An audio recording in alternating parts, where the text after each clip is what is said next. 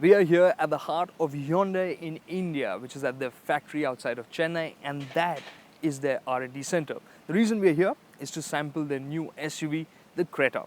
But this is a bit of an odd errand because even though we're going to be told about the car and we even get to drive the car just a little bit, we can't shoot the car right now. So we're going to be showing you the car in pictures and we're going to tell you what all we have seen. So what kind of an SUV is it? How big is it? Well, on the one hand, it'll be tackling Ford's EcoSport and on the other, Renault's Duster. But in terms of size, no, it's not a sub 4 meter SUV. It's just under 4.3 meters long, so it's sizable in terms of its dimensions, but at the same time, not too large either.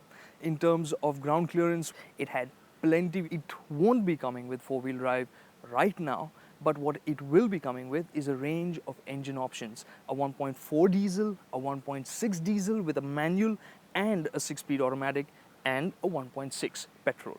Well, with the 1.4 diesel engine, Hyundai is looking at attacking the lower end of the SUV segment and getting the price really strong there to take on Ford's EcoSport. But at the other end, you can be sure that the Creta will be absolutely packed with features. And we've already been told that it will come with leather upholstery, 6 airbags, which include side and curtain airbags.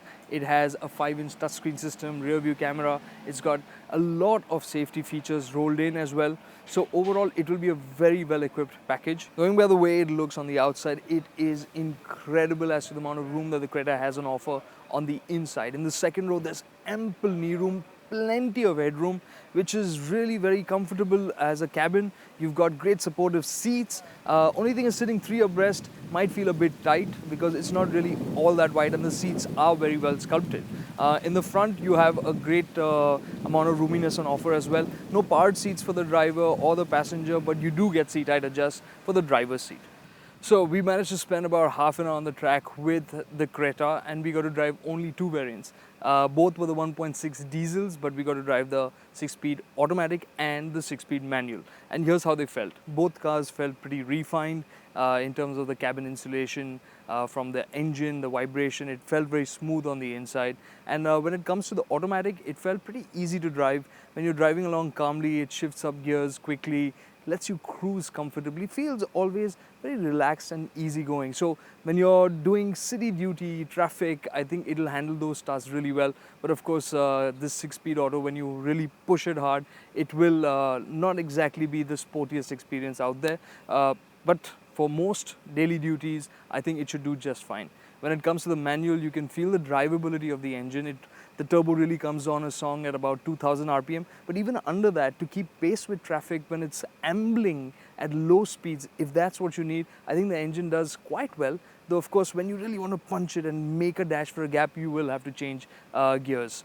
Now, when it comes to dynamics, the Creta starts on a great base, which is the Elantra, which for us has been a benchmark of sorts of what to expect from Hyundai in terms of dynamics. And the Creta does improve on it a bit. You can feel that it is safe. It's not an exciting SUV to drive, but it's improved in just about every area. The steering doesn't feel soggy. It feels pretty neat. It turns in nicely, but you can feel the softness in the suspension. It'll roll a bit, it'll understeer, but it's all safe and predictable. And that in itself is a big achievement. So there are huge expectations from Hyundai's Creta, and based on our brief interaction with it, it seems like it can pull off the urban SUV act really well. And from what we hear from Hyundai, it is going to be priced very aggressively. Basically, it'll take the Duster head on. We'll be bringing you an in-depth review of the Hyundai Creta, of course, as soon as we get our hands on it on public roads.